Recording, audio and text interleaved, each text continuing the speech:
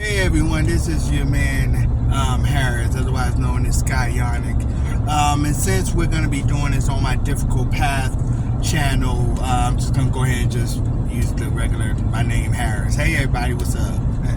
Alright, but anyway, so today's video I'm just going to address some of the difficult questions that believers get. And sometimes these questions can kind of throw you for a loop. You may not exactly know how to address them. Now, I'm able to answer some of these questions not only because of my relationship with the Lord, but also because there was a time where I did leave Christianity and I was an atheist, I was agnostic, I was a Buddhist, I was a Taoist. So I kind of know a lot of their attacks that they tried to launch against Christians. I know a lot of their questions that they use to try to inflict doubt into believers' minds. And I know this because some of those things I used to say when I was an atheist and when I was agnostic and when I was a Buddhist and all that. So I'm just going to go over a couple of these and just to give you some things that you can kind of say back to them to kind of knock them back on their, back on their heads, because they think, oh, we got you. You can't answer this question. So I'm going to go ahead and give you something to kind of help you out with that. So the first question I'm going to talk about, first question I'm going to mention is one of the things that a lot of atheists and agnostics use to sow doubt into a believer's mind, or to kind of sow doubt into the believability of the Christian faith. So one of these is they would say, well, if God is so great, and if God is so loving, why is the world the way it is now? Okay? And if you're a believer, you may say, well, and they think, oh, gotcha, you can't explain it, either your God don't care, or he's not real, gotcha. Wrong. There's things that you can do to attack that, to put it back at him. So what I would say if I was dressed, if someone told me that, or asked me to try to hit me with that question, what I would say is this heaven? I would ask them, is this heaven? And of course they would be like, no, this ain't heaven. Really? This isn't heaven? This isn't heaven where everything's supposed to be perfect and everyone is happy serving the Lord. There's no crime, no killing, no murder, just pure thoughts and everything like that. This isn't that place. This isn't heaven. The heaven of the Bible. That this isn't. And they'll be like, of course not, man. This planet Earth, right? They say, my point. That's my point. Why are you trying to throw salt and get upset and whine because this world isn't like heaven when you know this world isn't heaven? You're getting mad because this world isn't heaven, and you're expecting to get some type of brownie point by saying, well, this world is not, it has problems. Of course it's not heaven, idiot. Of course, I wouldn't call him an idiot because that wouldn't be Christian-like. So, Lord, I take that back. But I would tell him, this isn't heaven, man. What you want is heaven. You want heaven where there's, no crime, no violence, no hatred, love, and everyone is serving the Lord. That's what you want, but this is not heaven, and you know that. So why are you getting upset and getting, trying to blame God that this isn't heaven when you know this isn't heaven? God never said that planet Earth was heaven. God said heaven was heaven. He never said that planet Earth was heaven. So how you gonna sit up there and try to act like he done lied because this world isn't heaven when he never said that Earth was heaven? So that dispels their argument right now. That question has no bearing. But you're trying to say, oh, your Lord ain't real because this world has issues. This world isn't perfect. No, that doesn't prove that my Lord isn't real. That just proves that you don't understand the Bible. And just proves that you don't know what the Lord said. And it also proves that you expect this place to be heaven when the Bible makes it very clear that this is not heaven. If earth was heaven, if this was heaven, why would you need to go to heaven? If this was like heaven, the joy and pleasure of heaven, why would you need to go to heaven? Why would you need to die and go to heaven if this was already heaven? Exactly. So what you can say to that person is this heaven? Is it? I mean, last time I checked, this was planet Earth. I mean, I could be wrong. I mean, I could be. I mean, did something happen while I slept last night? What? Last time I checked, this was planet Earth. And with this being planet Earth, that means that it's not heaven. So you can't expect it to be heaven. Because heaven is heaven. This is not heaven. That's why the world is the way it is. That's the first answer to that question. And it shuts them right up. Because when you ask them, is this heaven? They're going to look at you like, what? No, this ain't heaven, man. What you been smoking? He said, no, what have you been smoking? You belly aching because this isn't heaven when you know this isn't heaven. So who's been smoking what? Okay, that's one. Another thing, if you read the Bible, you would know that this is a fallen earth. This is a fallen planet. We were not originally supposed to be here. God did not make this planet for us. We were not supposed to originally be on this planet. This is a fallen world. And if you need any proof of that, all you have to do is look at nature. So let's look at nature, people. Now, every animal, insect, bug, creature, right, on this planet pretty much have all their defenses built into them, right? A scorpion has a tail and pincers. Spiders got venom. Dogs got teeth, super speed, super senses. Lions, same thing, right? Every animal on this planet already has the means to defend themselves. They don't have to go out there and make tools or guns to defend themselves. They already have the means to do it. Just about every animal on this planet can survive these weather conditions, right? A dog might be uncomfortable in the cold, but he can survive it, right? There are animals and creatures that live in the bleakest, the hottest, the most desolate deserts in the world, and they do fine. Animals who live in the most frigid, coldest parts of the world, places that if you were to step in there, you would freeze within 5 minutes. And they're perfectly fine. They're not wearing jackets and gloves. Their bodies are already designed and equipped to handle this world. Now let's look at human beings.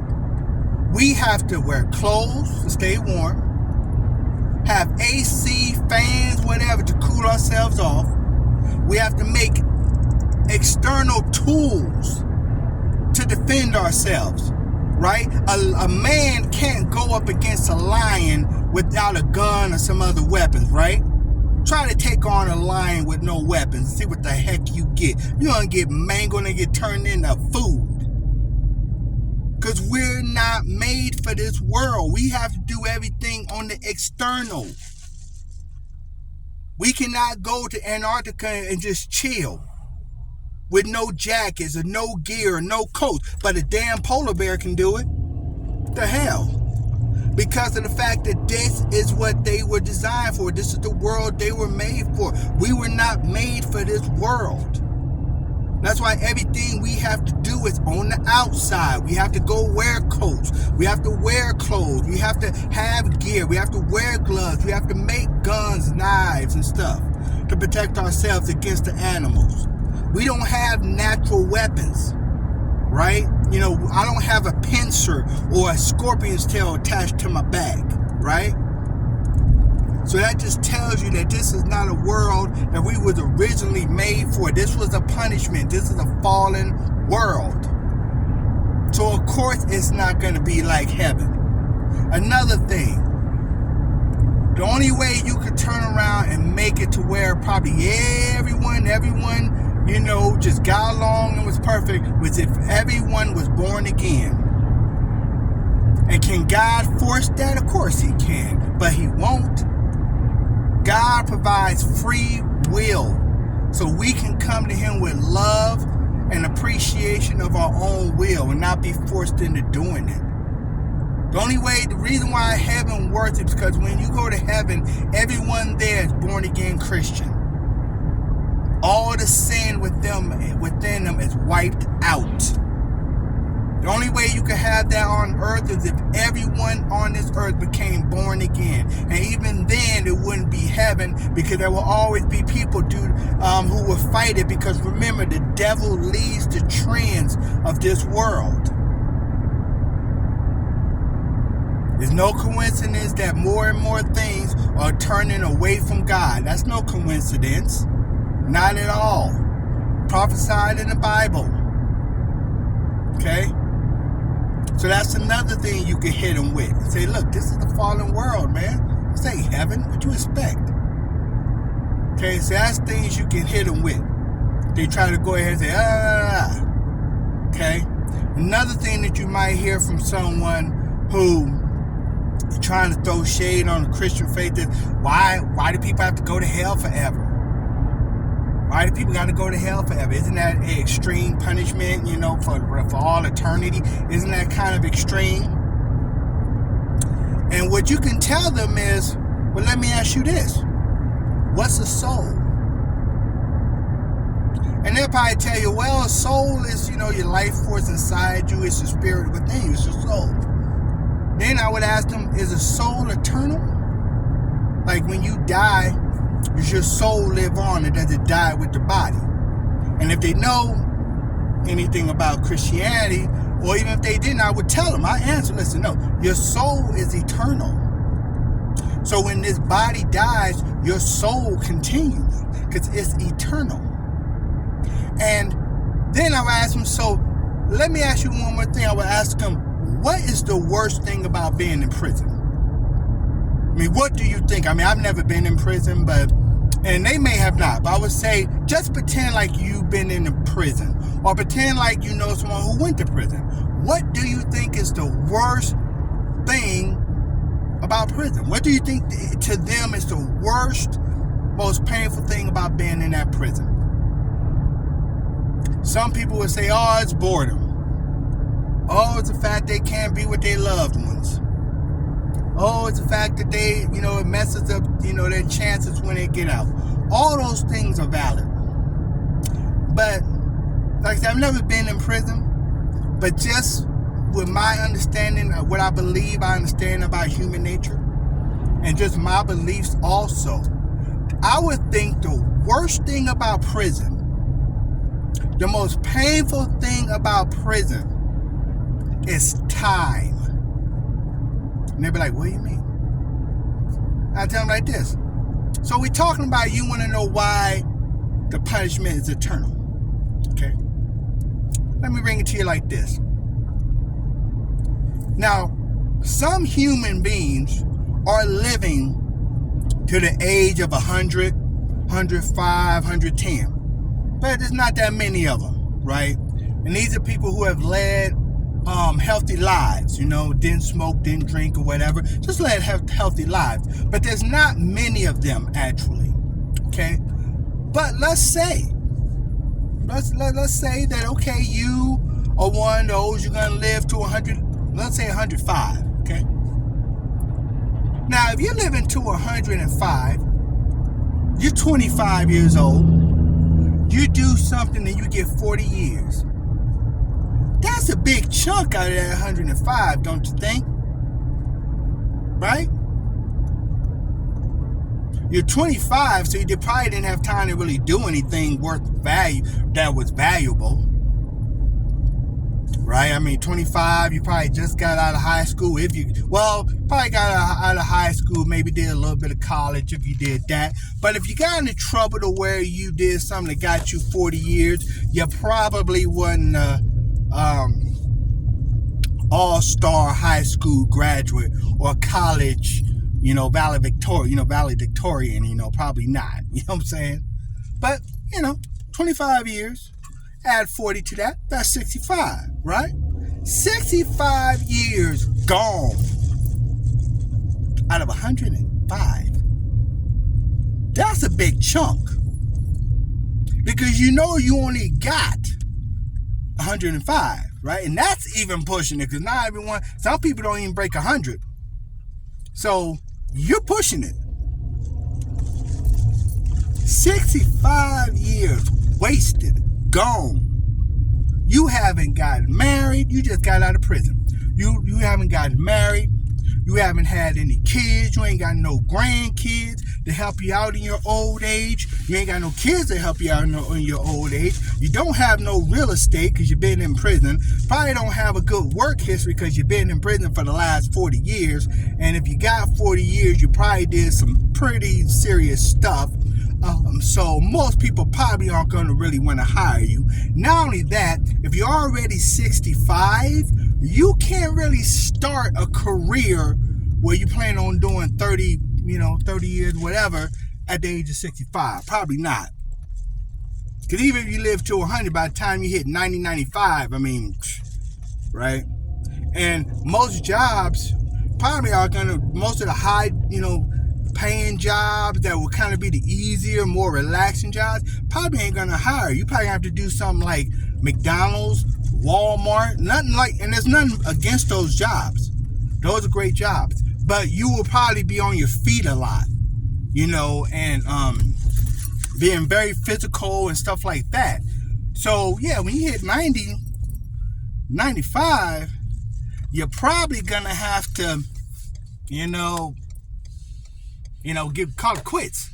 So 65 years gone. Peace. See you. Right? 65 years gone. That's why the punishment of prison is so serious. It's the time that it takes from you. Because on this earth, you're not eternal. Right? You're only going to live so long of natural causes before you pass. You're not eternal on this earth. So when you get put in prison, that time is the biggest thing against you. That's your biggest punishment, is time. Because you're not infinite. So it actually deals the proper justice to you. If you go out there and you've done something that have gotten you 40 years and you're guilty of it, you get justice is served, because 40 years of your life has been taken from you. So justice has been served because you don't have forever. Now, let's look at the soul. The soul is eternal. It doesn't live to just 100. It lives to 100, 200, 300, 400, 500, 600, 700. Lives forever, right? So if you were to get a 40-year sentence and you are eternal, would you really care? Would it really affect you? Would you really be out anything? No. Because you're eternal. Your soul is eternal. It's never going to get old and die like it will on this earth. So a prison sentence where there's a time where it starts and ends isn't punishment to you. Because you have infinite time. So it's not a punishment. So when you become a soul, and you're now living your life as a soul, not just as a body that's going to get old and decay of old age, you are now in the spirit, and your soul is eternal, where that punishment has to bring justice, right? It has to bring wrath, which is why you go to hell, because you're facing the wrath of God, or it has to bring joy because you've done right by God. But it has to be eternal. Otherwise, it doesn't matter. It won't hurt you. right? So that's why the punishment has to be eternal, because the soul is eternal. And you have to feel the effects of it, whether it's the effects of joy from being in heaven or the wrath and anguish of being in hell. It has to be eternal because your soul is eternal. You don't have a timeline like you do here on earth. Why you think they very rarely give kids, very rarely, not all the time, sometimes they do, but why you think very rarely they give young people and young kids life without the possibility of parole? Why do you think they do that? Because they know that that person's time is limited and they want that person to still have some semblance of a life when they get out, because they're not going to live forever. It's a consideration that's put in because they're not going to live forever. But if the person lives forever, why do you need to put a time limit on the shoot? Stick them in there forever. That's why the punishment is eternal. So that's how you answer that question. Well, I'm your man Harris, and I may do some more videos about some of the other questions that atheists, agnostics, or followers of other religions may ask you as a believer to try to trip you up. But those are just two of some of the questions that you get.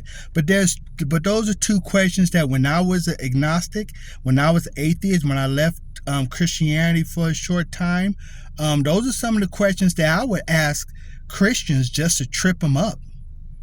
So I know, my fellow born-again Christians, you're probably getting those questions, or you're probably having people who are saying those things, and you may not know exactly how to answer them. Like I say, I left Christianity for a little bit before God chased me back into the church, and I'm glad I came back. But I was agnostic for a little bit. I was atheist for a little bit, so I know a lot of the questions that they try to ask to try to recruit, to recruit people into their beliefs, and also the questions that they try to use to, confuse Christians. But those are just two questions that are asked by a lot of atheists, agnostics, and other groups, and those are just two answers you could give them. Simple, common sense answers. Like I said, if you ask him, is this heaven? They probably gonna look at you like, no, it's not heaven. Exactly. Gotcha. Anyway, I'm your man Harris, otherwise known as Skyonic. And I want to say God bless you to all my fellow believers out there. God bless you to everybody, whether you're a believer or not.